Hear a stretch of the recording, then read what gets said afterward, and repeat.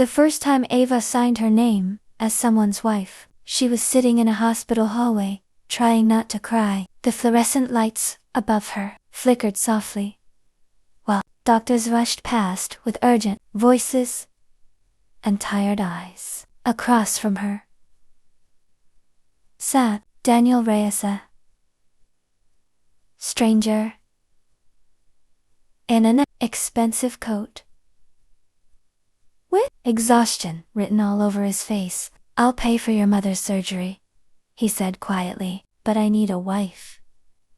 Just for 1 year, Ava should have walked away instead.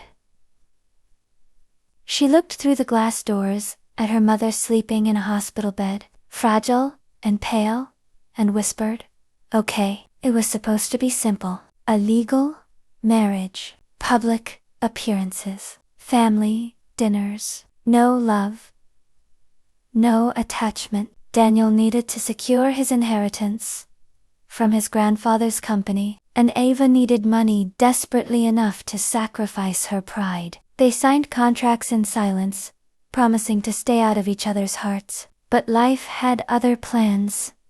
Daniel wasn't cold the way rich men in movies usually were. Beneath his sharp suits and guarded expression was a man carrying invisible bruises. He worked late every night, skipped meals, and quietly donated money to employees struggling to pay rent. Ava noticed things no one else did. How he always checked if the janitors had eaten during overtime shifts, or how he kept a photo of his late younger brother hidden inside his wallet. And Daniel noticed her too. He saw how she spent her tiny allowance buying medicine for neighbors back home, how she secretly mailed food packages to struggling families, how she smiled through pain as if kindness was the only thing keeping her alive. Slowly, the distance between them faded. Then everything shattered. One rainy evening, Ava accidentally overheard Daniel's relatives plotting against him.